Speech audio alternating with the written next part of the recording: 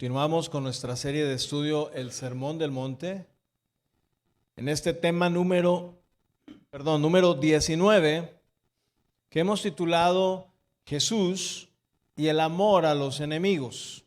Hoy concluimos el capítulo 5. Todavía nos faltan 2 capítulos más. Iremos viendo.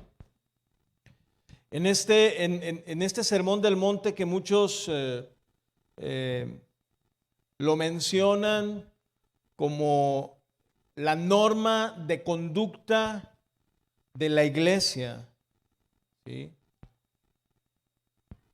Y hoy vamos a estudiar la palabra del Señor en Mateo capítulo 5, verso 43 al 48.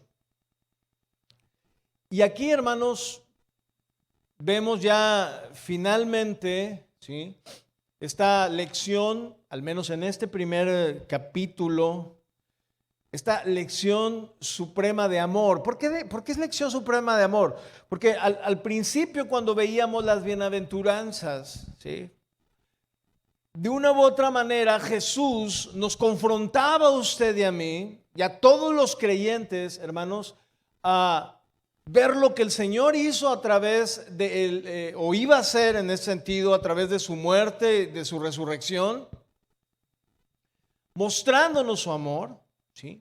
Pero más adelante, cuando terminan las bienaventuranzas y empieza a hablar acerca de por ejemplo, la ira o la venganza, ¿sí?, de cómo usted y yo somos la sal de esta tierra y la luz de este mundo, y de cómo Cristo vino a cumplir. Y decíamos que esa palabra cumplir era completar, no solamente hacer, sino completar la palabra o la ley en la vida de todos aquellos que la escucháramos. Pero hay algo muy importante, muy interesante, que empieza a hablar a partir del versículo 21 hasta concluir en el verso 48. Y está implícito en lo que Jesús estaba hablando, y tiene que ver justamente, hermanos, con esto en lo que hoy vamos a concluir, y tiene que ver con el amor, ¿sí? De manera que este primer capítulo de este Sermón del Monte, el capítulo 5, cierra esta sección hablando acerca del amor. ¿Por qué del amor? Porque cuando hay amor, pues no hay enojo. Cuando hay amor, no hay venganza. Cuando hay amor, no hay divorcio. Cuando hay amor, hay perdón. Y el Señor culmina aquí poniendo o remarcando cuál debe de ser el estilo de vida de los que ahora somos súbditos en el reino de Dios, y que le reconocemos a Él, a Jesús, como nuestro Rey, como nuestro amo, como nuestro soberano Dios. ¿De cuántos o para cuántos de ustedes eso es Jesús en sus vidas? Muy bien. Ahora, esta última parte, como les digo yo, remacha con el amor, ¿sí? Le pone ahí como un candado a toda esta enseñanza previa, ¿sí? Pero lo que es muy importante, hermanos, y es el último versículo, que vamos a verlo en el desarrollo del mensaje, es una exhortación de parte del Señor. Fíjense, y esto respalda total y completamente lo que estamos haciendo en cuanto a discipular, porque no estamos saliéndonos del entorno o del esquema o de la ordenanza bíblica, porque esta exhortación que vamos a encontrar en el verso 48, no me quiero adelantar, pero tengo que mencionarlo como parte de la introducción. Tiene que ver, hermanos, escúchenme bien, tiene que ver en que usted y yo, y no porque yo sea el pastor, no debo de progresar, en avanzar o en caminar cada día más en el conocimiento de Dios. O porque algunos pudieran decir, no, aquí el único que debe de aprender más es usted, pastor, para que nos enseñe. Sí, es cierto, es parte de mi función. Pero ¿y si yo me muero? ¿Y si viene la persecución? ¿Y si somos esparcidos? ¿Qué va a hacer usted? ¿Qué vamos a hacer? Entonces, el verso 48, y vamos ahorita a ampliar un poquito más en cuanto a eso, pero es una instrucción, es una ordenanza, es un mandato a la iglesia a progresar a la madurez. Yo los veo a ustedes, ya muchos de ustedes ya maduros, casados, buenos trabajos, familia. Pero ¿qué tal hace años? Cuando ni el pañal nos podíamos cambiar, ni el biberón nos podíamos preparar, ni bañarnos podíamos. ¿Se acuerda? A lo mejor ni se acuerda, ¿verdad? Estaba chiquillo, dice uno. Bueno, eso también debió haber pasado en lo espiritual. Pero hermanos, no nos quedemos ahí. Porque ¿qué pasa cuando nuestros hijos, y yo espero que no sea el caso en lo natural, ¿sí?, que sí se da por cuestiones de alguna enfermedad? Pero ¿qué pasa cuando nuestros hijos nacen y no crecen, no se desarrollan y pasan los años y no se desarrollan, en algunos casos físicamente, no crecen, no se desarrollan correctamente, hay alteraciones que no se lo permiten o enfermedades, o por otra parte no crecen en el sentido mental, ¿sí?, sino que permanecen en cierta edad y eso a veces nos angustia y decimos, ¿por qué, Señor? Bueno, a lo mejor ahí nosotros no podemos hacer nada. Pero yo les pregunto, ¿vemos eso como algo natural? ¿Sí o no? ¿Usted ve natural que un niño no crezca? ¿Usted ve natural que un niño no aprenda, no se desarrolle mentalmente y físicamente? Claro que no. ¿Por qué en lo espiritual sí? ¿Por qué en lo espiritual sí decimos, ay, para la honra del Señor? No, hermanos. Si el Señor ya dio su vida por usted y por mí, rindamos nuestra vida para servirle. Y hasta parece la conclusión, ¿verdad? Pero no, todavía me falta. Vaya conmigo a Mateo capítulo 5, verso 43.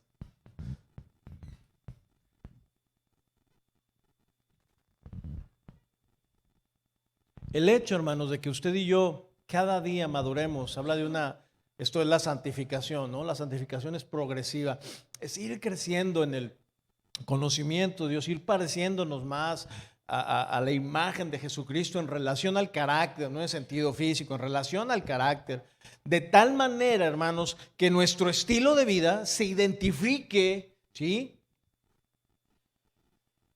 y la gente pueda ver que Dios está en nosotros, por cómo vivimos, por cómo hablamos, por cómo nos movemos. Entonces, fíjense cómo inicia o retoma el Señor nuevamente en Mateo capítulo 5, verso 43, y dice, oísteis que fue dicho, amarás. Esta palabra amarás es la palabra agapao en el griego y expresa, hermanos, un amor desinteresado. El Señor está diciendo, oísteis que fue dicho que debes de amar de manera desinteresada. Desde el Antiguo Testamento está eso, de una manera incondicional, siendo generoso y un amor de entrega, ¿sí? Y en este caso, debes de amar al que está junto a ti, porque dice, oíste que fue dicho, amarás a tu prójimo, al que está al lado tuyo, ¿sí? Y ese lado tuyo puede ser a tu esposo, tu esposa, indistintamente si es creyente o no, a tus padres, a tus hijos, pero también a tu jefe, a tu compañero de trabajo, a tu maestro en la escuela, a tu compañero en el de pupitre, no sé, a tus compañeros de equipo de fútbol, de lo que sea. ¿Me estoy explicando? Pero ¿cómo los voy a amar si ni los conozco? Bueno, ahorita vamos a hablar un poquito más que eso. Y dice después el Señor, como fue dicho, amarás a tu prójimo y aborrecerás. Es decir, odiarás, detestarás a aquel que sea tu enemigo, aquel que vaya en contra de ti. Ahora, nuevamente, hermanos, vemos aquí al Señor. Como hace mención, hace referencia al Antiguo Testamento cuando dice, oíste que fue dicho, como en las ocasiones anteriores. Sin embargo, en esta ocasión, en las ocasiones anteriores había un esquema en cuanto a la ley, había un respaldo en cuanto a la ley. Pero aquí el Señor está haciendo referencia al Antiguo Testamento, pero también a las costumbres que tenían los rabinos de ese entonces y para atrás. ¿Por qué digo esto? Porque Jesús añade, yo no sé si usted se había fijado en esto o había investigado en cuanto a esto, porque sí es cierto, la Biblia dice, amarás a tu prójimo. Inclusive es el segundo gran mandamiento. ¿Cuál es el primero? Amarás al Señor tu Dios con todo tu corazón, toda tu mente, todas tus fuerzas, toda tu alma, y a tu prójimo como a ti mismo. ¿Sí? Y eso viene desde el Antiguo Testamento. Sin embargo, Jesús aquí dice, y aborrecerás a tu enemigo. ¿Sabía usted que esta frase, o este argumento, o este texto, o como usted lo quiera llamar, no lo encontramos en toda la Biblia? Aborrecerás. Entonces, ¿por qué Jesús dijo eso? Porque Él les estaba diciendo a su auditorio, oísteis que fue dicho. Y da el mandamiento y después le agrega y, ¿sí? Y ese y implicaba que aquellos que habían sido puestos para llevar las riendas espirituales del pueblo, le habían agregado, le habían añadido. ¿Sí? Porque inclusive cuando vimos el tema anterior a este, ¿se acuerda el de Jesús y la venganza? ¿Sí? Jesús fue muy claro en cuanto a eso. Bueno, no recuerdo si fue el anterior, pero ya lo vimos. Y Jesús fue claro en cuanto a eso. Jamás la Biblia dice, véngate. ¿Qué dice la Biblia? Mía es la venganza, dice el Señor. Yo pagaré. Tú mientras tanto, mantente ahí. Yo me encargaré. Si es injusto, yo me encargaré. Si están abusando de ti, yo me encargaré. Pero tú no te vengues. Y ahora el Señor estaba diciendo, y aborrecerás a tus enemigos. Ahora, Dios había establecido, hermanos, en su ley, como lo decíamos ahorita, el amor al prójimo. Levíticos capítulo 19, verso 18, dice, no te vengarás, ni guardarás rencor a los hijos de tu pueblo, sino amarás a tu prójimo como a ti mismo. Ahí está. Sin embargo, los escribas, los fariseos, en sus enseñanzas solían citar esta última parte del texto que Jesús menciona y omitían la expresión como a ti mismo. ¿Qué es más fácil decir? Amarás al Señor tu Dios, ¿sí? Amarás a tu prójimo, ¿sí? Pero como a ti mismo. Entonces ellos lo omitían y preferían mejor decir, y aborrecerás al enemigo. El decir como a ti mismo, hermanos, implicaba morir al yo. Porque ¿cuántos de los que están aquí se tratan mal? Ay, andan pegándose. Ay, qué malo soy. Ay, qué malo. No me des eso porque soy muy malo. Contrario. Jesús, Pablo decía en una de las cartas, ¿quién trata mal a su cuerpo? Hablando en el sentido de el matrimonio. Cuando dice que el hombre tiene que amar a su mujer como a vaso más frágil, y pone una referencia, como Cristo amó a su iglesia, ¿sí? Y la mujer debe someterse al marido, haciendo alusión de que nosotros como iglesia también tenemos que estar sometidos a su voluntad, ¿sí? Pero aquí hay algo importante, y dice Pablo en ese momento, porque ¿quién aborreció? Cuando dice el marido y la esposa son uno solo, ¿verdad? Ya no serán más dos, sino una sola. ¿Recuerda? Y dice el apóstol, ¿quién aborreció a su carne o a su cuerpo de tal manera que se corta un brazo? Este brazo no me gusta. Se lo corta. Nadie, no vemos eso. Bueno, ese mismo sentido está hablando el Señor en relación a el divorcio. Al no amar a tu prójimo en este sentido, ¿no? Y aquí era más fácil para ellos, ¿sí? Decir, amarás a tu prójimo y aborrecerás a tu enemigo. Porque para los judíos, hermanos, el prójimo, este término o este concepto de el prójimo era muy limitado en Israel. Porque para los más generosos, este prójimo se limitaba a cualquier israelita. Como hoy en día, por ejemplo, algunos de ustedes pueden decir, no, pues mi prójimo es mi hermano de la iglesia o mi hermano de otra congregación. Pero mi vecino, el que me echa la basurita, ese no es mi prójimo. No, al contrario, yo también le echo la basura. No, mi jefe no es mi prójimo, no, menos porque me ordena y me manda y me grita. Bueno, esa era la idea que tenían los judíos. Para otros, el prójimo era alguien con quien concordaba en su forma de pensar, haciéndolo su amigo o su compañero. Es decir, a ver, si tú piensas igual que yo, si tú y yo nos entendemos, entonces tú eres mi prójimo. Y decimos acá en México, eres mi cuate, ¿verdad? Eres mi amigo. Algunos dicen, eres mi compa y bueno.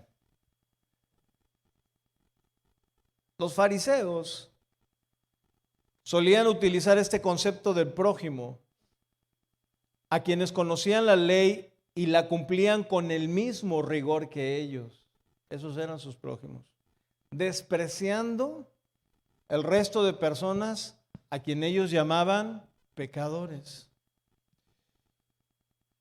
Y como dijimos anteriormente, en ninguna parte en la Escritura Dios llamó a aborrecer a nuestros enemigos. ¿Sí? Ahora, algunos de ustedes pueden decir, a ver, pero ¿por qué después el Señor ordenaba que mataran a otros pueblos? Por ejemplo, mire, los rabinos tomaban como algo genérico, es decir, que podía ser cualquier enemigo, ¿sí? Y lo tomaban como un mandato de manera puntual, estableciendo la relación que había con los amonitas y los moabitas, el cual no demandaba un aborrecimiento en contra de ellos, sino que los limitaba, o más bien había sido por haberles limitado su entrada, o más bien les limitaba la entrada al pueblo de Israel. Sin embargo, estos amonitas y moabitas, a fin de cuentas, ¿sí?, eran cercanos a los judíos. Eran familiares distantes de los judíos. Los samaritanos eran otros, ¿no? Sin embargo, hermanos, Dios ordenaba en su ley que no se aborreciera a otros pueblos. Por ejemplo, como los edomitas. Mire, Deuteronomio, y es como una referencia, Deuteronomio 23:7, dice, no aborrecerás al edomita porque es tu hermano. ¿Sí? Venía de una relación incestuosa que había tenido Lot ahí. Y les dice, no los vas a aborrecer porque son tus familiares. Pero fíjese cómo este mismo versículo, Deuteronomio 27:7, dice, no aborrecerás al egipcio. ¿Qué eran los judíos para los egipcios? Esclavos, ¿se acuerda? Los tenían ahí trabajando y sin embargo el Señor, Antiguo Testamento, Deuteronomio 23:7 dice, no aborrecerás al egipcio porque forastero fuiste en su tierra. De manera que los fariseos, hermanos, juntaban estos mandamientos en uno solo, limitaban el primero, en el amarás a tu prójimo, y extendían el aborrecimiento o el aborrecer, ¿sí?, a todos los que no eran judíos. Y ellos enseñaban a amar solo a sus amigos y aborrecer a quienes no les resultara simpático, considerándolo como un enemigo aborrecible. Yo no sé si hoy eso sucede en la iglesia, pero no debe ser. No es el deber ser. Verso 44. Oíste que fue dicho. Y luego fíjense, viene aquí un pero que cambia todas las cosas, ¿sí? Porque el Señor, cuando nosotros vemos un pero ahí, en alguna de las frases, tenemos que entender que previamente o se dijo una cosa buena o se dijo una cosa mala. Se dijo una cosa negativa, una cosa positiva, porque el pero viene a cambiar el sentido, ¿sí? Y lo que estaba diciendo arriba el Señor en el verso 43 no era lo correcto. Y dice el Señor, pero yo os digo. Y aquí el Señor va a poner un mandamiento, una instrucción para la iglesia. ¿Cuál es? Amad a vuestros enemigos, bendecid a los que os maldicen y haced bien a los que os aborrecen. Y este aborrecen es la misma palabra en el original que la palabra que utilizó Jesús en el verso 43 cuando dijo, amarás a tu prójimo y aborrecerás a tus enemigos. Es la misma. Y dice y finaliza, y orad por los que os ultrajan y os persiguen. Ahora, hermanos, esta enseñanza de Cristo, cuando Él la estaba diciendo, debió haber causado un profundo impacto en aquellos que lo estaban oyendo, justamente por la idea que ellos tenían, en primera instancia, de quién es tu prójimo y quién es tu enemigo. ¿Sí? Porque la primera pregunta, hermanos, que pudo haber saltado en sus mentes, pudo haber sido, ¿por qué debo de amar? ¿Por qué debo de orar? ¿Por qué debo de bendecir a mis enemigos y a quienes me aborrecen y me desprecian y me persiguen? ¿Por qué? ¿Usted lo ha pensado? ¿Batalla con este mandamiento? Porque la carne generalmente se opone a eso, ¿o no? Contésteme, ¿sí o no? Entonces, estas palabras, hermanos, que el maestro estaba poniendo sobre la mesa, eran sorprendentes, pero a la vez les extrañaba en aquel tiempo por la concepción que ellos tenían, por los argumentos que ellos tenían. Ahora, Jesús no solo establece aquí el mandamiento, hermanos, de amar. Ojo, no es opcional. Jesús no está diciendo, si ustedes sienten amar a aquel que les hizo daño, a aquel que, ahorita vamos a entrar más en detalle, si no lo sienten, está bien, no pasa nada, no los amen. Y a lo mejor alguien pudiera decir, y Señor, ¿y puedo aborrecerlos? Sin embargo, hermanos, el Señor no solamente está estableciendo este mandamiento de amar, sino además especifica quiénes serán esos, o quién será el objeto de ese amor que Él está pidiendo. Porque debían ser amados aquellos que no eran dignos de amor. Y esto no se trataba, hermanos, de un amor teórico, sino de un amor real.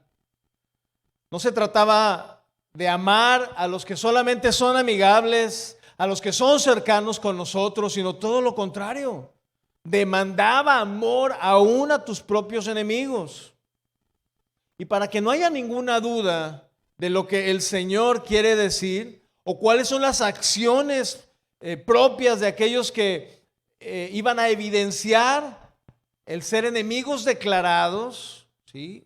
Enemigos que son hostiles, que son odiosos, que te desean el mal. ¿Como quiénes? Por ejemplo, hay quienes pudieran decir o dirigir este amor hacia aquellos que te maldicen, aquellos que tratan de arruinarte moralmente o emocionalmente, inclusive físicamente. Y a veces me duele decir esto, pero tengo que decirlo. A veces estos enemigos están en casa. Es tu esposo, es tu esposa, que te ofende, que te hiere, que te lastima. Es tu padre, o son tus hijos. Y cuando hablamos acerca de un entorno en la familia, hermanos, esto tiene que hacernos a nosotros como creyentes doblar nuestras rodillas. Porque se da. Sin embargo, el Señor nos dice, bendícelos. No, Señor, es que mi papá, usted no sabe, él no conoce del Señor, entonces, bendícelo. Es que usted no sabe cómo él me habla y me insulta. Habla bien de él. Miren, hermanos, cuando alguien viene y se te acerca y empieza a hablar mal de otra persona, ¿sí? Lo que esa persona está manifestando en su corazón, de una u otra manera, pueden ser muchas cosas, pero de una u otra manera es una falta de perdón. Y a veces eso te puede ocasionar una raíz de amargura.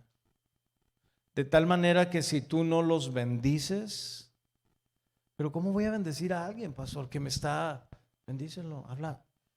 Porque miren, se da.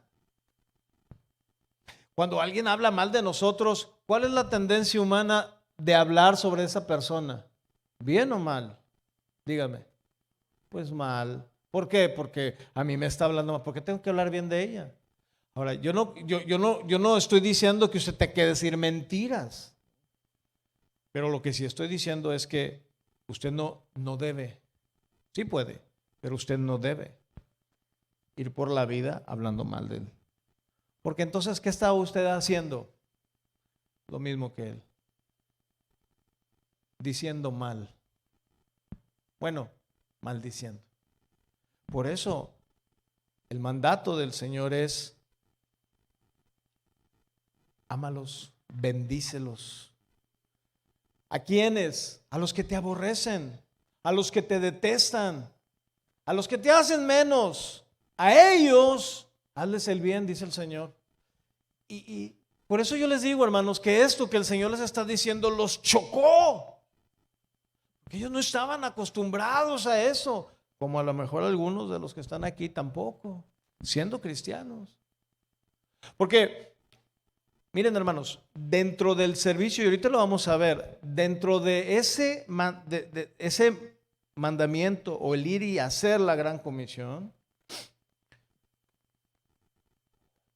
el predicar el evangelio no solamente es pararte y compartirle, no solamente es ir y entregar un folleto, no solamente ir y montar una obra, no, tiene que ver con poner tu vida por otro. ¿Sí sabías eso? Porque, y aquí mismo está diciendo el Señor, porque aquellos que les estás compartiendo realmente son enemigos de la cruz, no quieren saber nada del Señor. Y el hecho de que tú y yo seamos creyentes también, créemelo, sí o sí, nos va a convertir en enemigos suyos. Por eso muchas veces en los trabajos te identifican como si eres cristiano. Y si eres un cristiano fiel al Señor, pues no te vas a dejar corromper. No te vas a dejar llevar por las corrientes de este mundo. Entonces tú vas a ser notorio en ese sentido y van a empezar a llegar los señalamientos, van a empezar a llegar las acusaciones. ¿Qué vamos a hacer? ¿Vamos a hablar de ellos o los vamos a bendecir? ¿Qué vamos a hacer? ¿Nos vamos a detener en nuestra predicación del evangelio o les vamos a hablar de lo que dice el Señor? Ahora déjame decirte algo. Si tú decides hablar de lo que dice el Señor, hay otra parte en la cual la iglesia también ha fallado y es en la cuestión del servicio.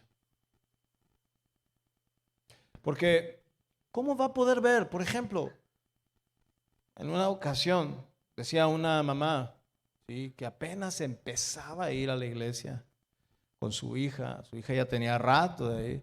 Entonces su hija andaba ahí muy hacendosita y barriendo y trapeando ahí en la congre. Entonces ella estaba ahí y decía: mira, aquí se agarra la escoba y en la casa ni siquiera su plato quiere levantar. Eso fue en otra congregación. ¿Me estoy explicando? O sea, esta parte de aquellos que te aborrecen, que te detestan, que te hacen menos, nosotros tenemos que hacerles el bien. ¿Cómo le haces el bien? ¿Cómo les haces el bien? No hay otra, hermanos, más que sirviéndoles. Créeme, no hay otra.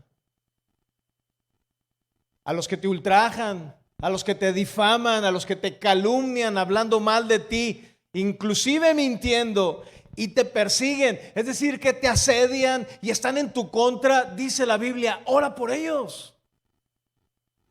Pero, hermanos, no vayas a orar como los hijos del trueno.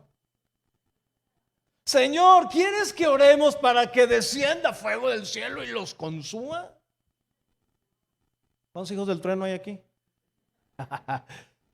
No, ese orar por ellos está hablando de que si Él está en algún momento dado buscando la destrucción de tu vida o de tu reputación o de tu alma, bueno, el alma no, pero de matarte, por ejemplo. Miren, ¿por qué creen que les era tan difícil a los discípulos aceptar que Pablo había sido tocado por el Señor? Yo no tengo ni la menor duda que los discípulos de ese entonces estaban orando por Pablo. ¿Qué estaba haciendo Pablo en ese momento, hermanos? ¿No estaba haciendo esto? Maldiciéndolos, ultrajándolos, matándolos. Entonces de repente viene a Saulo y dice, ¿qué dijo Ananías? No, ¿cómo voy a ir? Anda matando a la gente. ¿Y qué le dijo el Señor? A ver. Ananías, ¿me lo dices como si yo no supiera lo que él está haciendo? Imagínate ese diálogo, ¿no? Entre el Señor y Ananías. O sea, como si yo no supiera, Ananías. Quiero que vayas y le digas cuáles son los propósitos que yo tengo para él. Está bien, Señor. ¿Seguro que no me hará nada? Había esa duda. Es justamente esto, hermano. Porque Ananías pudo haber dicho, no, yo no voy. Que vaya otro. No, Señor, Él no es digno de que tú lo uses. Él no es digno de que tú lo levantes. Y a veces pensamos eso de la gente. No, ese hermano, yo tengo más años que Él, porque Él ya está ahí, yo no. No es del que quiere, ni el que corre, sino del que Dios tiene misericordia. Entonces, ¿quedamos que no hay ningún hijo del trueno aquí? Gracias a Dios. Porque, hermanos, el amor no debe ser teórico, debe ser real. Y es necesario que ese amor se manifieste. Mire, por ejemplo, Primera de Juan, capítulo 3, verso 18, para quienes toman nota. Primera de Juan, capítulo 3, verso 18. Palabra de Dios para todos dice, hijitos, nuestro amor no debe de ser solo de palabras, pues el verdadero amor se demuestra con hechos. Y si somos observantes, hermanos, de estas palabras del Señor, ojo, no es suficiente con que usted y yo no tengamos un deseo de venganza. Por ejemplo, puede venir a alguien y te puede fraudear. Puede venir a alguien y te puede, no sé, engañar, lo que sea, ¿no? Y la reacción, lo vimos en su momento, la reacción del hombre a veces es, ¡ay! Me las va a pagar. O te conviertes en un hijo del trueno, ¿verdad? Sin embargo, el Señor dice, no es suficiente con que no te quieras vengar. Sé que has entendido que mía es la venganza, que yo la pagaré. Pero no todo queda ahí. Es decir, si tú dices, está bien, no me voy a vengar, está bien, ¿qué más hay que hacer?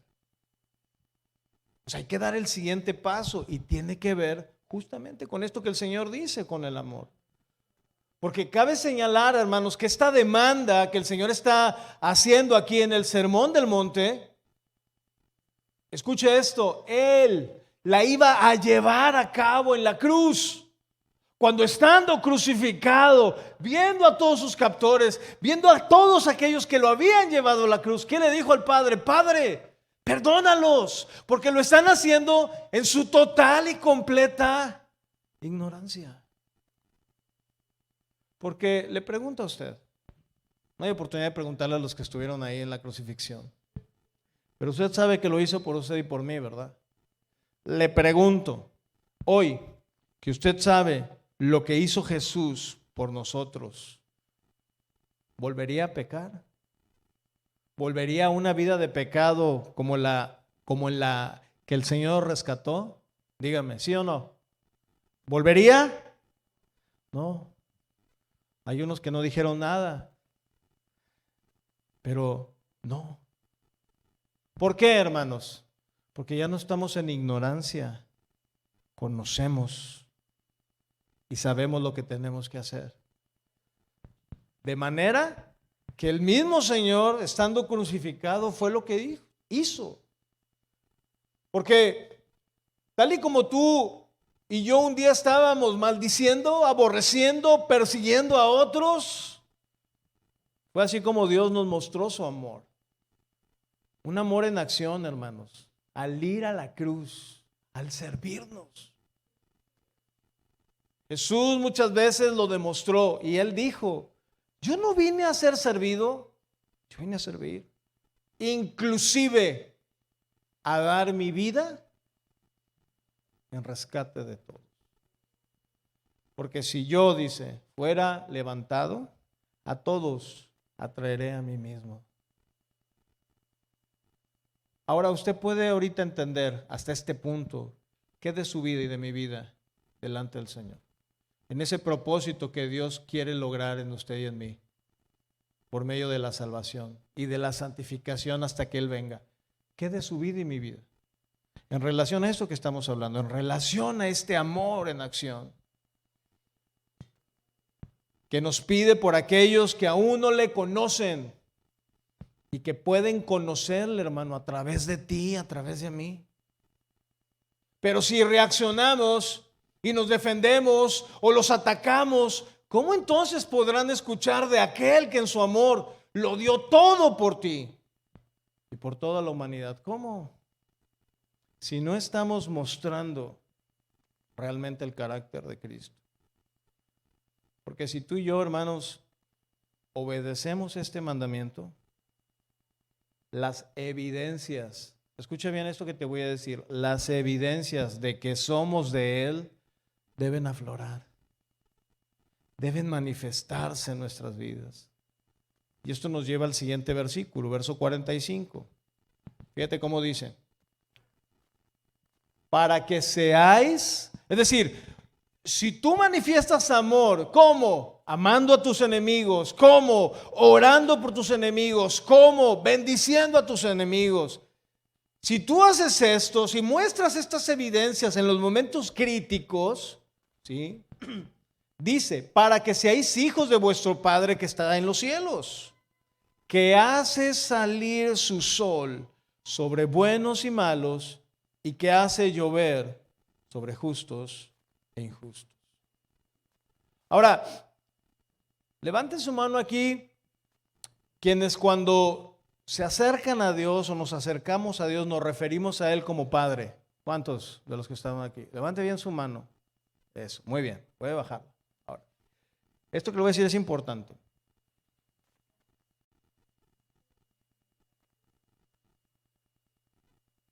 Si usted y yo llamamos Padre al Dios del cielo, usted y yo debemos de manifestar en nuestra conducta, en nuestro diario vivir, en nuestros pensamientos, en nuestras acciones, ¿sí? Una condición de hijo. ¿Sí estamos en lo correcto? Ok.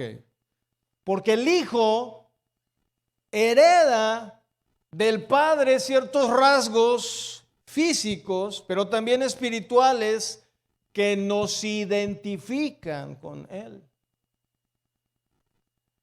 De igual manera, hermanos, y esto lo vemos, ¿no?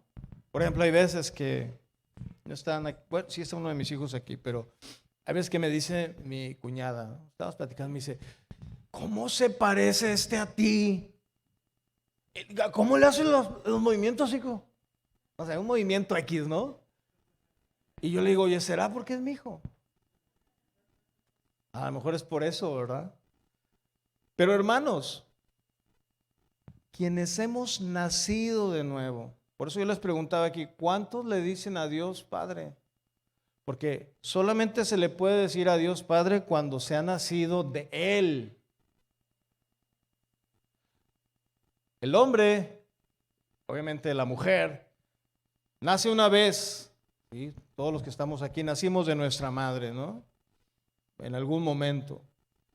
Pero no sé si todos de los que están aquí hemos nacido del agua y del Espíritu, como lo dice Juan capítulo 3. Hemos nacido de lo alto. Entonces, de igual manera que, o como Dios nos ha hecho una nueva criatura en Cristo, eso tiene que expresarse, hermanos, de una manera acorde, de una manera, ¿cómo explicarles? Que nuestra vida dé evidencia de que somos su hijo. ¿Ha escuchado usted la expresión hijo de tigre? Ah, mire. ¿O ha escuchado esta otra que dice de tal palo? ¿Verdad? ¿Y qué quiere decir eso? Que así como el Padre es el Hijo, ¿verdad? Bueno, es justamente lo que el Señor está diciendo aquí. Porque el Padre ha amado a todo el mundo de tal manera que me envió a mí. Es lo que Él está esperando de aquellos que decimos ser sus hijos.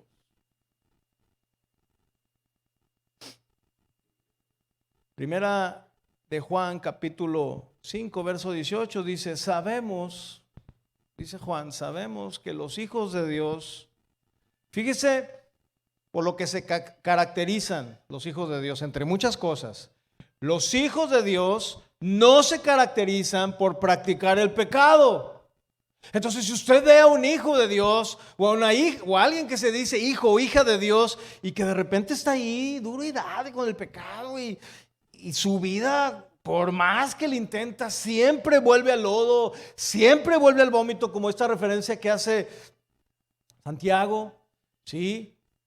Dice, porque el Hijo de Dios, los caracteriza por practicar el pecado, porque el Hijo de Dios, hablando de Jesús, los mantiene protegidos y el maligno no los puede tocar.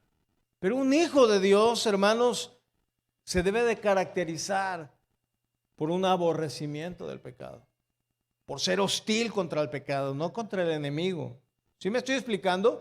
Porque la evidencia, hermanos, del nuevo nacimiento se expresa en una obra semejante a la de Dios, no a la de alguna religión o alguna filosofía, sino que usted y yo debemos de vivir como Cristo vivió en este mundo. ¿Cómo vivió Cristo en este mundo? Mire, fíjese cómo dice Primera de Juan, capítulo 4, verso 17. Y al vivir en Dios, nuestro amor crece hasta hacerse perfecto. Esta palabra perfecto apunta a ser maduros, fuertes. Por lo tanto, no tendremos temor en el día del juicio. ¿Cuántos de aquí temen morir? No levante su mano. Pero hay quienes dicen, ay no, pastor, yo tengo miedo a morir. ¿Por qué? Y aquí dice, no tendremos temor en el día de juicio porque nuestro amor va creciendo hasta hacerse perfecto. Es decir, a lograr una madurez. Usted ya no se comporta como un niño. Bueno, eso espero. Pero no sé, lo que se desea de las personas adultas es que ya no sean, por ejemplo, como los niños. Que te dicen, no hagas esto, y ay, no, sí lo quiero, y pataleas, y te avientas al piso, y no voy a respirar, y te pones morado. ¿No? Por lo tanto, dice, no tendremos temor en el día de juicio, sino que podremos estar ante Dios con confianza. Escuche esto, porque vivimos como vivió Jesús en este mundo. ¿Cómo vivió Jesús en este mundo, hermanos? ¿Cómo vivió? ¿Cómo? ¿Así vivió? ¿Cómo vivió? Amando al Padre, obedeciendo al Padre. En una sola palabra, en santidad. ¿Y qué es acaso eso lo que el Señor no nos pide? Porque este amor, hermanos, que Dios ha derramado en nosotros como creyentes por medio de el sello de su Espíritu Santo en nosotros. Este amor es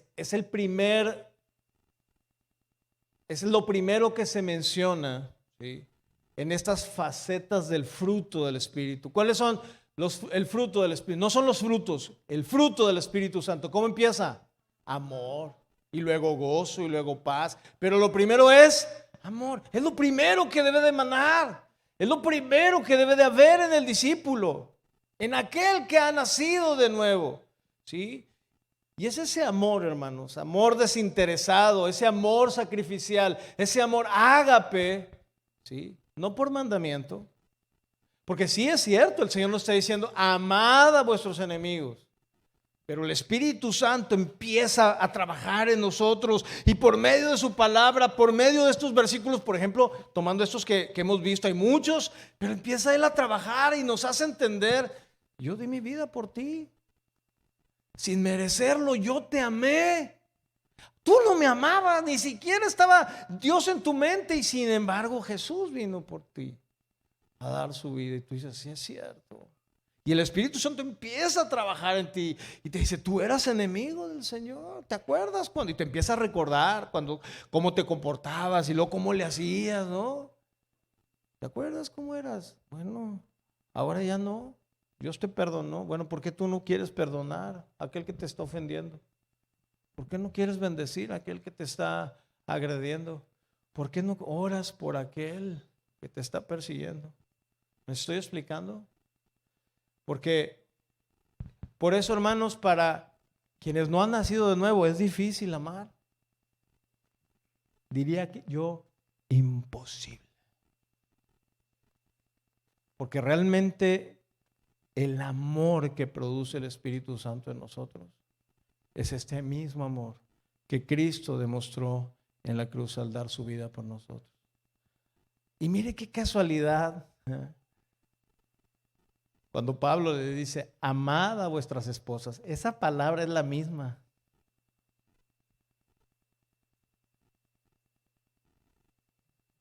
Y es aquí, hermanos, donde podemos ver ese amor de Dios, la vida práctica, amando a todos, no haciendo ninguna distinción. Porque Dios, hermanos, siendo el dueño del universo, el amo, el Señor, el creador del cielo y la tierra.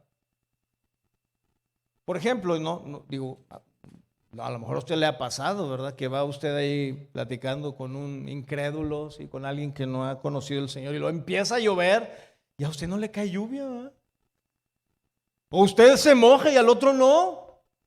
O de repente va caminando por la plaza y usted solamente recibe el sol, él no, y está pues así todo pálido, ¿verdad?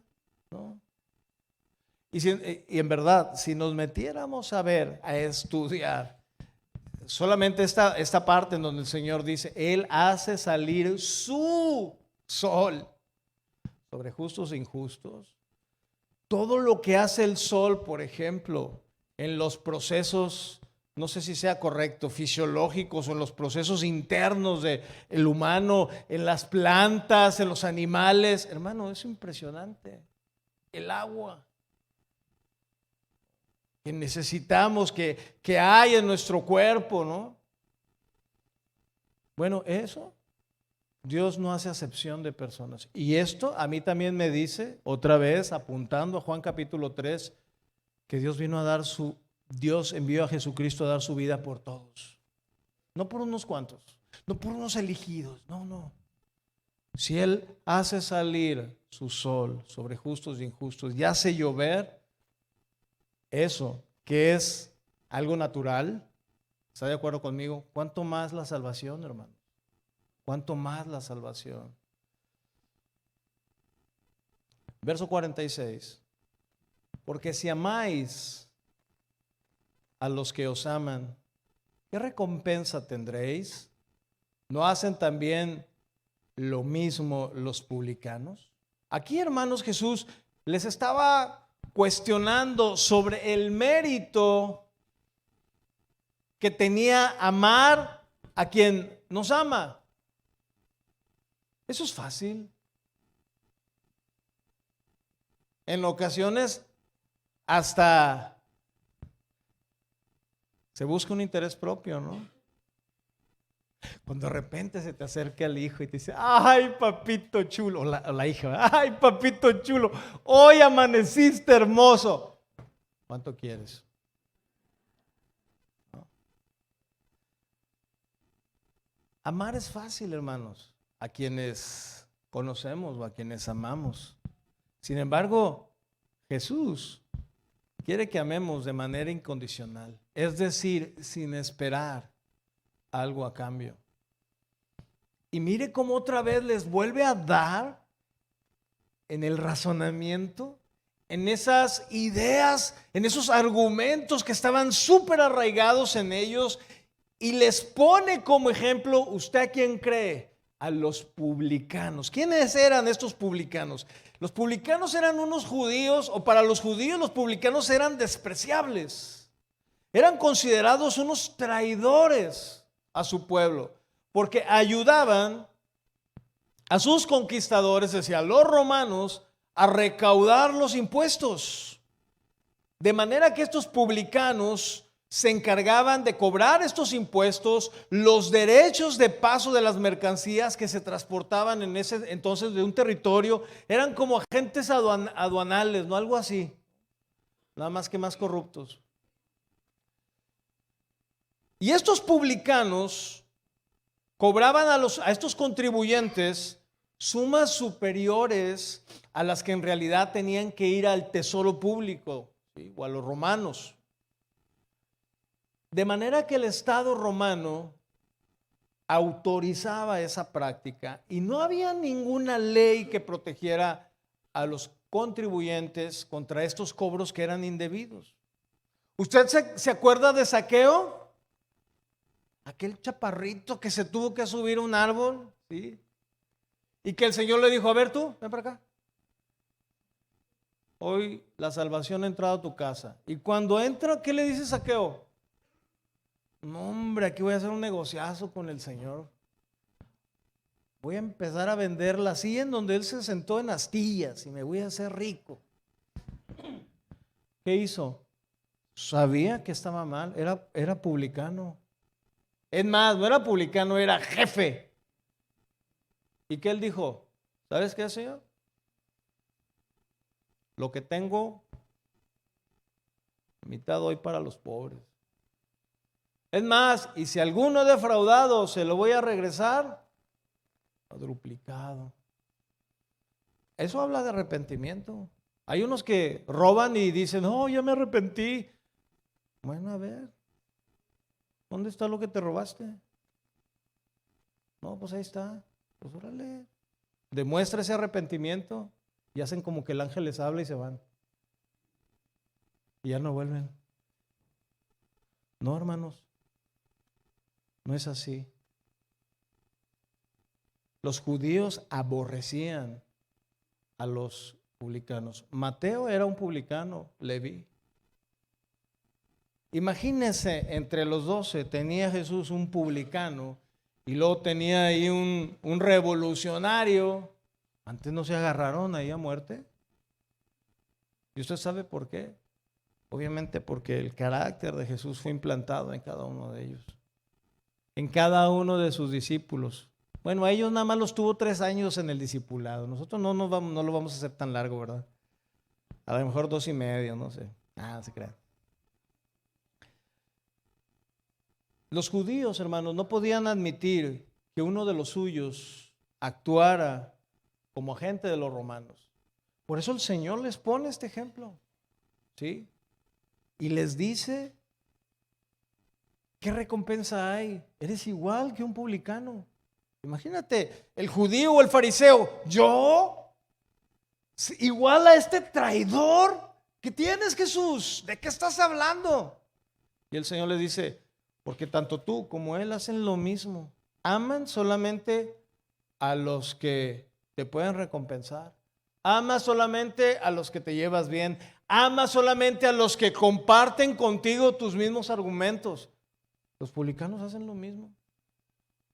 Exactamente lo mismo. Y les dice en el 47, y si saludáis a vuestros hermanos solamente, ¿qué hacéis de más? ¿No hacen también así los gentiles? Híjole, perdón por los hermanos y las personas que nos visitan hoy, los voy a tomar como ejemplo. Pero llegan los hermanos, ¿no? Las personas, a ver, iglesia, salud. Es que Dios le bendiga. Espérenme, en otra iglesia que fui, no en esta. En esta no. Y uno les dice, por favor, salúdenlos.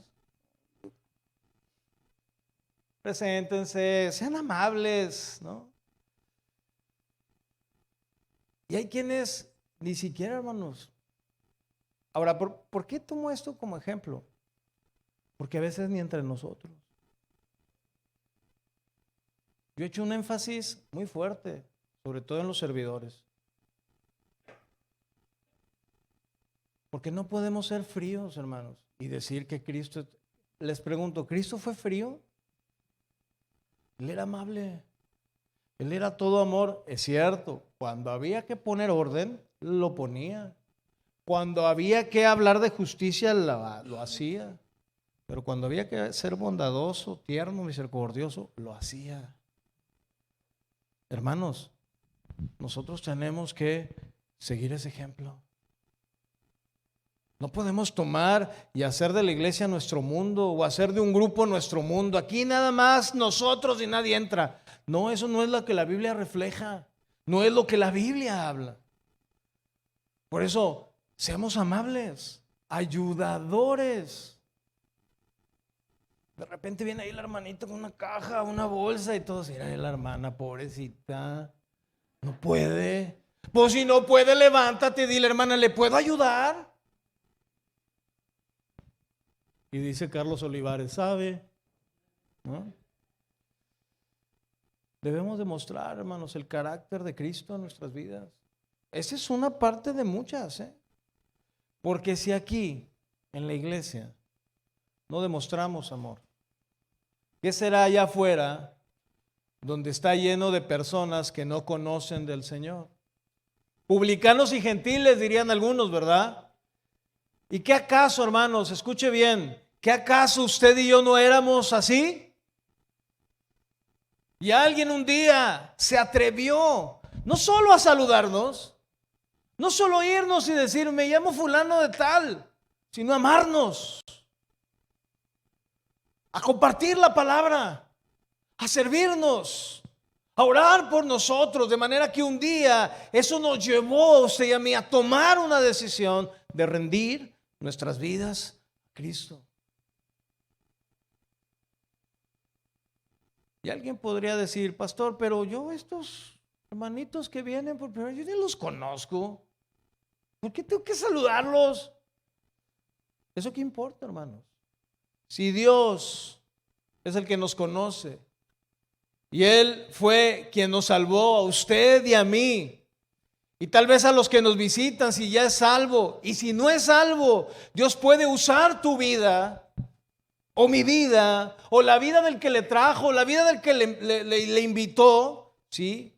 Y ese amor, en ese amor mostrarle a Cristo a través de ti, por medio de tu vida y de la palabra en ti. Ahora, el Señor concluye este aspecto de la enseñanza formulando un par de preguntas que ya las leímos ahorita. Y estas preguntas requieren una respuesta de aquellos que estamos oyendo. Porque los judíos, especialmente los fariseos, despreciaban a los gentiles. Si despreciaban a los publicanos, que eran sus pares, los aborrecían, los podían ver. Ay, mira Jesús, el que come con pecadores y publicanos. ¿Y se acuerda usted la parábola de Jesús, del fariseo y ¿quién salió justificado? ¿Se acuerda? Dice que el publicano entró y dijo, sí, Señor. Y el fariseo, no, pues gracias a Dios que soy cristiano.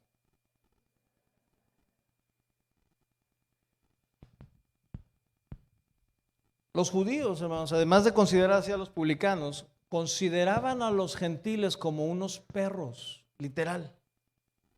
O sea, un perro, un animal, y un judío, y un gentil, para el judío eran iguales.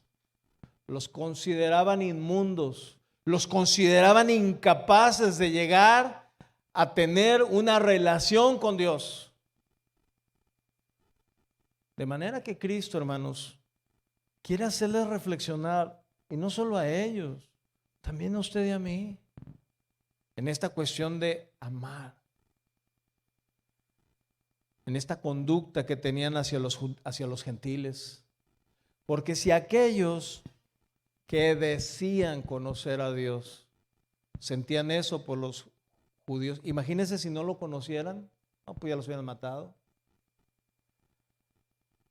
De tal forma que estos líderes religiosos hacían lo mismo que los incrédulos, ya que solo saludaban o amaban a quienes para ellos era fin.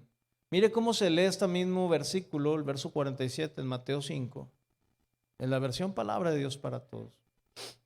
Y si ustedes solo son buenas gentes con sus amigos, ¿cuántos son buenas gentes? Déjame llevarle un taquito a mi compañero que siempre se queda con hambre, ¿no?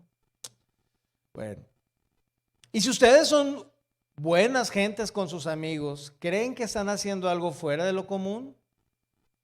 Hasta los que no conocen a Dios son así. Oiga, hay gente, y sobre todo en diciembre, ¿verdad? Es cuando más lo vemos, ¿no? Y hacen sus donaciones, y llevan los juguetes, y arman unos eventos enormes, ¿no? Y no conocen del Señor. Es justamente lo que Cristo les estaba diciendo. Ustedes que dicen que me conocen, están igualitos, no solamente que los publicanos a los cuales aborrecen, sino igual que los gentiles a los cuales consideran unos perros inmundos. Hasta ese nivel el Señor los bajó. Quienes decían, hermanos, conocer más a Dios y mantener una relación más estrecha con Él, hacían lo mismo que aquellos que supuestamente no conocían a Dios y llevaban una vida que no daba un testimonio verdadero. Porque Dios había hecho, hermanos, por el pueblo de Israel, escuche bien esto, más que por ningún otro pueblo en la tierra, amándolos cuando no merecían ser amados. Tomó a un hombre, se manifestó este hombre fue fiel, fue considerado justo sin tener una Biblia como usted y como yo, sino solamente escuchando la voz de Dios y obedeciéndolo, considerado el padre de la fe, y de ahí el Señor hizo una gran nación, ¿sí? Y que la separó entre todo el mundo y la puso como ejemplo. Y qué triste fue para Dios ese ejemplo que Él puso. En muchas veces, no lo digo yo, lo dice la Biblia, en muchas veces ese pueblo, ¿a dónde fue? ¿A adorar qué? Ídolos. Le dieron la espalda a Dios. Y vemos una vez en la Biblia, tan solo una vez, donde el Señor dice, ¿saben qué? Ya jamás los voy a bendecir, ¿no? Sí, de repente el Señor volteaba su rostro, sí, el Señor los entregaba a sus enemigos.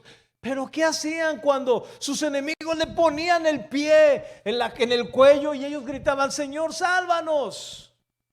Reconociendo que sin Él nada podían hacer. ¿Qué hacía el Señor? Volvía y los rescataba. Bueno, no se espera, hermanos, que la iglesia sea así. Una iglesia que ha tenido el conocimiento de lo que Él hizo por nosotros, de quién es Él y qué hizo por nosotros. Y que en ese amor incondicional, ¿lo merecíamos? Les pregunto, ¿lo merecíamos su perdón? ¿Merecíamos la vida eterna? ¿La merecíamos? No. Sin embargo, Él nos amó incondicionalmente.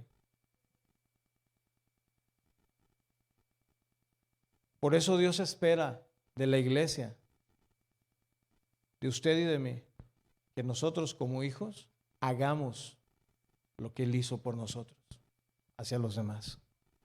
Finalizo con el verso 48. Sed pues vosotros perfectos, como vuestro Padre que está en los cielos es perfecto.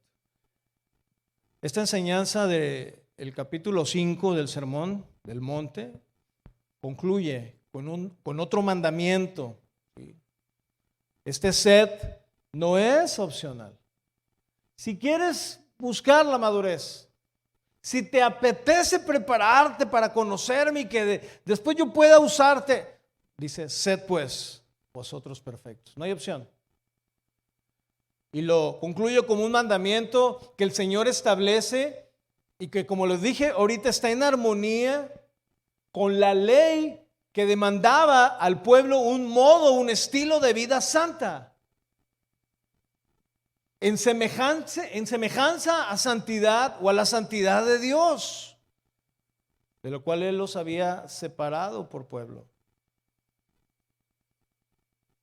Dios había establecido, hermanos, en su palabra que su pueblo fuese perfecto delante de Él. Deuteronomio 18:13 dice, perfecto serás delante de Jehová tu Dios. Y es aquí donde el Señor toma estos versículos y les dice, bueno, ustedes, iglesia, deben de ser perfectos como vuestro Padre que está en los cielos. Ahora, la palabra que Mateo, el evangelista o el escritor del evangelio, pone en la boca del Señor para perfectos es la palabra teleios en el griego. Esta palabra no quiere decir en ningún modo que usted y yo seamos impecables, o sea, que jamás pequemos. Algo que es imposible. ¿Sí? Lo que sí debemos de hacer es no tener una vida de práctica del pecado. ¿Sí se entiende? O sea, que tú lo planees y digas, ay, le voy a hacer así, le voy a hacer así, porque me gusta hacer esto, ¿no? De repente, en alguna ocasión, ya de vez en cuando, no quiero decir que usted diga, ay, pues me echo una canita al aire o me echo una cervecita cada mes. Digo, no lo estoy planeando, digo, no es todos los días. Pero, ¿me estoy explicando? O sea, no es algo que usted planea hacer. Es algo que de repente el carácter, la falta de la falta de un dominio en cuanto al carácter todavía no ha sido concluido. Y eso es lo que a veces nos hace tropezar, insultar, ofender, qué sé yo. Pero esta parte teleios tiene que ver con personas que están yendo a una verdadera madurez espiritual. Cuando el Señor dice, sed vosotros perfectos, Él está diciendo que se vean ustedes una verdadera madurez espiritual. Una madurez que corresponda al carácter de que ustedes, y yo también, somos hijos de Dios. Son aquellos los perfectos, son aquellos que ya no andan conforme a la carne, sino conforme al Espíritu, como lo dice Romanos 8:4 y Gálatas 5:16. Porque hay quienes se les antoja algo y se lo dan al cuerpo. Empiezan los pensamientos a rondar y los toman y los hacen suyos y empiezan a maquinar. Bajan al corazón y después el corazón toma el control en el sentido de las decisiones y el cuerpo ejecuta. Fue lo que hizo David, el rey. A lo mejor alguno de ustedes se llama David y dijo, ¿yo qué hice, pastor? ¿Qué hizo David, el rey? Se paró, vio. Tuvo dos opciones, dejar de ver o seguir viendo. ¿Qué hizo? No controló. Se dejó llevar por sus pasiones. Bueno, a lo mejor dijo, ay, mira, se está bañando, qué mujer tan imprudente, ¿por qué no se mete a su casa? Ah, ya se metió, bueno. ¿Hizo eso? No.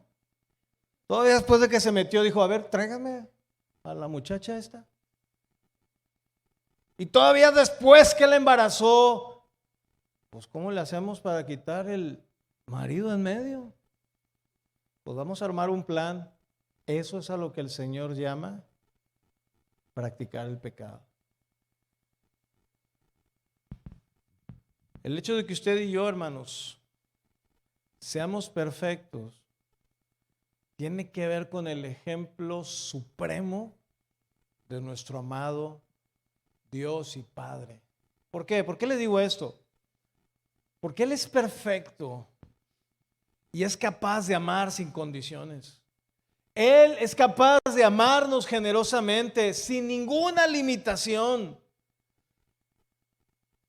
Tanto a quienes, escuche bien esto que voy a decir, tanto a quienes tienen una vida digna aparentemente, ¿sí? o que en su vida eso es lo que se aparenta, otra cosa es lo que hay acá, y que si esas son apariencias en algún momento serán manifestadas, y la misma palabra lo dice, ¿verdad? No hay nada que esté oculto que no haya de ser manifestado. Bueno, Dios muestra su amor para nosotros que le amamos, que buscamos vivir una vida de acuerdo a su voluntad, pero también, hermanos, Dios da su amor a quienes, inclusive a veces, ante el mundo son una escoria humana o es la basura del mundo. ¿Cómo ese asesino, cómo ese violador, cómo esa prostituta, cómo ese hombre tan corrupto puede ser objeto del amor de Dios? Y usted y yo, ¿quiénes somos? Porque antes de Cristo, hermanos, usted y yo éramos iguales que esos que acabo de mencionar, o peores. Y aún así, Dios nos amó. Él es capaz, hermanos. Dios es capaz de perdonarnos generosamente en todo, a todos, teniendo compasión por cada uno de nosotros. Y en este mundo, como lo dice el profeta Daniel en Daniel 9:9, cuando dice, pero el Señor nuestro Dios es misericordioso y perdonador, a pesar de habernos rebelado contra Él. Él es admirable, pero también es tierno para con nosotros. El Salmo 145:9 dice, el Señor es bueno con todos, desborda. ¿Se entiende esa palabra? Como cuando usted está vaciando líquido en un vaso y se empieza a llenar y no para y se desborda. Así es el Señor, así es el amor de Dios. Es inagotable. Y dice, el Señor es bueno con todos, Salmo 145:9, desborda compasión sobre toda su creación. El profeta Nahum dice en Nahum capítulo 1 verso 7, el Señor es bueno. Él es como un refugio seguro cuando llegan dificultades. ¿Cuánto tienen dificultades? Vayan al Señor. Él es un refugio seguro y Él está cerca de los que confían en Él. De manera que por estas razones que hemos expuesto aquí anteriormente y muchas otras más que hay en la Escritura, quienes estamos en relación directa con el Padre como hijos, escúcheme bien, hermano, iglesia, debemos mostrar ese mismo carácter del Padre en un amor sin límites, en un amor sin condiciones. Porque el amor de Dios no es algo para definir y expresar con palabras. Lo he dicho muchas veces. Jesús no vino y dijo, yo los amo. Y se paraba en otro foro y decía, yo los amo. Y luego iba a otra parte y ustedes también los amo. Aunque no lo hubiera dicho, hermanos, cuando fue a la cruz, como oveja no abrió su boca y dio su vida por nosotros. Esa fue la mayor muestra de amor. Esa es considerada la muestra de amor en acción. De manera que la gran demanda de Jesús, hermanos, para usted y para mí, y que además sirve como una manera de identificarnos con el verdadero cristianismo, uno, es el amor mutuo entre nosotros como hermanos. Si entre nosotros como hermanos no nos podemos ver hermanos, yo dudaría. Juan capítulo 13:35 dice, el amor que tengan unos por otros será la prueba ante el mundo de que son mis discípulos. Fíjese, Jesús está diciendo, el mundo va a creer a través de ustedes si primero entre ustedes se aman, se apoyan, oran entre ustedes, se bendicen. La evidencia, hermanos, del nuevo nacimiento está vinculada, ¿sí?, con el amor. Primera de Juan capítulo 3, verso 14 dice, si amamos a nuestros hermanos en Cristo, es decir, aquellos que también son nacidos de nuevo, eso demuestra que hemos pasado de muerte a vida. Pero el que no tiene amor sigue muerto. Entonces tú no puedes decir, no, yo soy cristiano, cuando hablas mal de tu esposo, por ejemplo, o de tu esposa, o de tu vecino, o del hermano, del servidor. Y eres constante y constante y hablas mal y hablas mal. Inclusive el que dice, no, yo soy cristiano. Fíjese cómo dice Primera de Juan capítulo 2 verso 9, y con esto concluyo. Si alguien afirma, vivo en la luz, ¿qué significa esto? Soy cristiano, yo he nacido de nuevo, Dios es mi Padre, dice, pero odia a un hermano en Cristo, esa persona aún vive en la oscuridad. ¿Qué significa eso que dice aún vive en la oscuridad? Que no ha sido trasladado de las tinieblas a la luz admirable. En otras palabras es que no ha nacido de nuevo. No lo digo yo, lo dice la Escritura. Por eso, hermanos, el amor es característico, debe ser característico en nosotros. Yo espero, y esa ha sido mi oración, que al menos esta primera parte que hemos visto en Mateo capítulo 5, haya producido en cada uno de ustedes, todos los que escucharon este mensaje, haya producido una sincera pregunta. Y si no, yo quiero dejársela ahorita en el corazón. ¿Está usted manifestando una vida que exprese el carácter de aquel a quien llama Padre? Cada quien. Pero también es mi oración, hermanos, que la respuesta sea sí.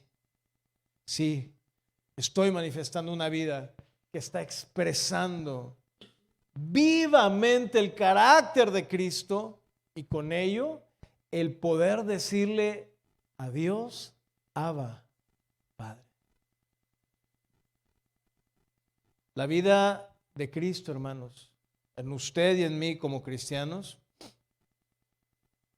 descansa, pero también debe de ser manifestada por expresiones o acciones reales de amor. A lo mejor hay alguien aquí que puede decir, yo no he manifestado el amor que hay en mí, sigo teniendo rencor, sigo sintiéndome lastimado, lastimada por palabras, acciones, circunstancias. Pero déjame decirte algo, mi amado hermano, hermana, si ese fuera tu caso, si tú has nacido de nuevo y has entendido que antes eras enemigo de Dios y que a pesar de eso Dios te perdonó, ¿quiénes somos tú y yo para no perdonar? Uno, ¿quiénes somos tú y yo para no amar, para no orar, para no bendecir por aquellos que están en contra? ¿Quiénes? Si el ejemplo supremo lo puso Cristo en la cruz. Señor, perdónalo, porque en ignorancia lo han hecho. Ya no cuestionemos más al Señor. Aceptemos su voluntad y caminemos, hermanos, en el amor en el cual Él nos ha mostrado por medio de Jesús. Amén. Póngase de pie.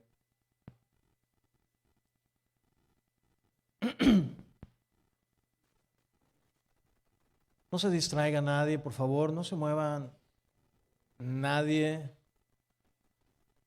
excepto quienes están sirviendo y tengan algo que hacer. Pero hermano, cierra ahí tus ojos.